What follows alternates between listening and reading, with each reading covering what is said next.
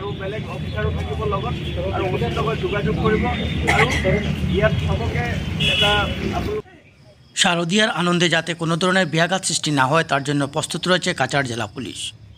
উৎসবকে নির্বিঘ্নে সম্পন্ন করার লক্ষ্যে পুলিশ সুপার নুমুল মাহাতুর নেতৃত্বে জেলায় গঠন করা হয়েছে অ্যান্টি রোমিও স্কোয়াড।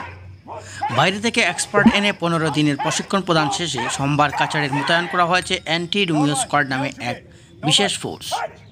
এই বিশেষ ফোর্সের দায়িত্ব পুলিশ ও সীমান্ত সুরক্ষা বাহিনীর জওয়ানদের হাতে তুলে দেওয়া হয়েছে। প্রশিক্ষণ শেষে এদিন শহরে মহড়া প্রদর্শন করেন নিরাপত্তারক্ষী কর্মীরা। সংবাদ মাধ্যমের সঙ্গে কথা বলতে গিয়ে পুলিশ সুপার নুমুল মাহাতুর জানান, অসমের মধ্যে শহর শিলচরে একটি অন্যতম ঐতিহাসিক স্থান। এখানে শ্রদ্ধালুরা প্রতি বছর বিপুল উৎসাহ উদ্দীপনার মধ্য দিয়ে শারদীয়া দুর্গা উৎসব উদযাপন করে থাকেন।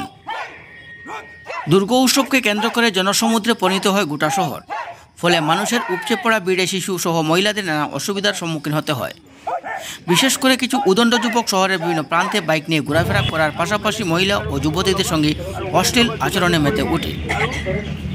এই আনন্দ উল্লাস নির্বিঘ্নে সফল করে তুলতে অ্যান্টি রোমিও স্কোয়াড নামে একটি বিশেষ ফোর্স গঠন করেছে।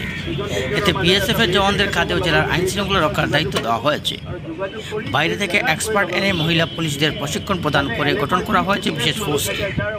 পূজা চলাকালীন অ্যান্টি রোমিও স্কোয়াড জেলার বিভিন্ন এলাকায় 24 ঘন্টা বাইক রাইডিং এর মাধ্যমে বিশেষ নজর রাখবে।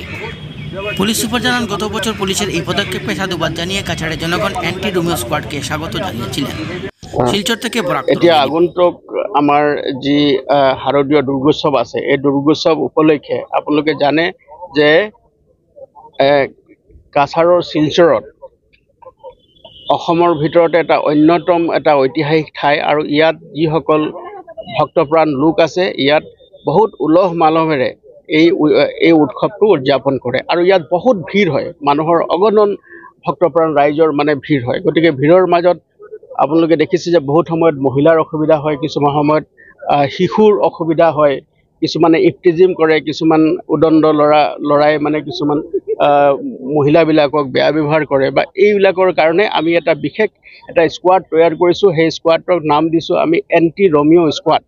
আৰু সেই গোটেই সমগ্ৰ পূজা আৰু ভাসানৰ সময়ছোৱাত এই যিটো ফ'ৰ্চ আছে এই ফ'ৰ্চটো আমাৰ টাউনত থাকিব আৰু তেওঁলোকৰ লগত BSF সেট থাকিব। তেওঁলোকে এনেকুৱা কিবা এটা খবৰ পোৱাৰ লগে লগে তেওঁলোকে সেই স্থানত উপস্থিত হ'ব আৰু মানুহক বা মহিলা বা যি ডিষ্ট্ৰেছ লোক আছে তেওঁক ন্যায় প্ৰদান কৰিবৰ কাৰণে আমি চেষ্টা কৰিম। আৰু এই যিটো এণ্টি ৰমিও স্কোৱাড আছে এইটো যোৱা বছৰো আমি ইয়াত এই ব্যৱহাৰ কৰিছিলোঁ আৰু ৰাইজে বহুত ভাল পাইছিলে আৰু বিপুল সঁহাৰি জনাইছিলে আৰু তেওঁলোকে নিজৰ যিটো মিছন আছে তাত ছাকচেছফুল হৈছিলে।